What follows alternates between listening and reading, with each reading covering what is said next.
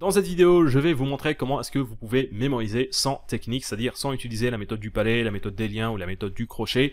Et nous allons spécifiquement voir comment mémoriser un texte, une leçon ou un cours sans utiliser ces techniques. Ce n'est pas une méthode que j'ai personnellement utilisée parce que moi j'adore utiliser les techniques de mémorisation, je les utilise pour mémoriser pratiquement tout et n'importe quoi. C'est une méthode qui m'a été proposée par une personne qui est étudiante en pharmacie, donc je ne vais pas entrer dans les détails de l'histoire ici, j'en ai déjà parlé aux inscrits à ma newsletter, mais ce que cette personne a proposé, c'est une méthode assez intéressante qui va, comme elle est étudiante en pharmacie, la première chose qu'elle va faire, c'est assister à pratiquement tous ses cours, ce qui lui permet d'avoir une première exposition à l'information qu'elle veut mémoriser. Alors là, vous allez me dire, ouais, mais attends, mais moi je suis pas étudiant, je peux pas faire ça. Donc on peut trouver un moyen d'arranger cela.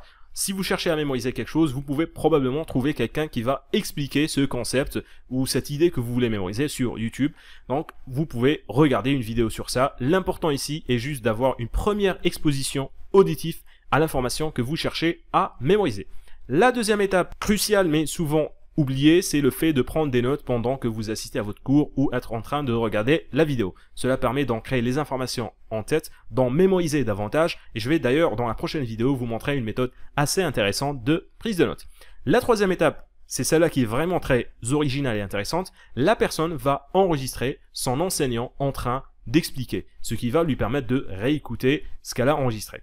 Alors là, vous allez me dire, ouais, mais moi, je peux pas faire ça. Moi, je vais regarder une vidéo sur YouTube. C'est encore plus simple. Vous allez tout simplement enregistrer le lien de la vidéo que vous êtes en train de voir. Vous allez pouvoir la réécouter après. C'est d'ailleurs la raison pour laquelle on va les enregistrer. C'est parce qu'on va les réécouter après. Alors, important là aussi, il faut prendre de nouvelles notes et réviser les notes qui ont été prises pendant la première exposition au cours. Ce qui fait que à ce niveau-là, cette personne a été exposée 4 fois aux informations qu'elle cherche à mémoriser, pendant qu'elle a assisté au cours, ou pendant que vous avez regardé la vidéo, pendant qu'elle a pris les notes, pendant qu'elle a écouté à nouveau l'explication, et enfin pendant qu'elle a révisé et pris de nouvelles notes. Ce qui fait que là, une grande partie des informations ont déjà pu être mémorisées. La dernière étape, c'est que à ce niveau-là, directement après avoir écouté l'enregistrement, elle va rencontrer une personne qui a suivi les mêmes 4 étapes qu'elle, et elles vont parler, elles vont discuter de ce qu'elle vient d'apprendre. Et c'est, on va dire, à peu près une application de la méthode de Feynman. Ce qui fait qu'en tout, cette personne a été exposée 5 fois aux informations qu'elle cherche à mémoriser, mais de façon un peu différente à chaque fois.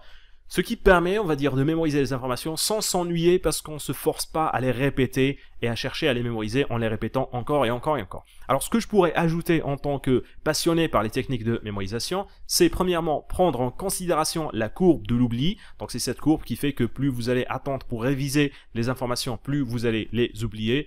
Voici un exemple tout simple. Si vous allez assister à votre cours, vous allez prendre des notes, mais que vous n'allez réécouter votre enregistrement et voir vos notes que 1 mois après, là, il ne faut pas s'étonner que vous allez oublier 80 à 80% des informations que vous avez déjà notées.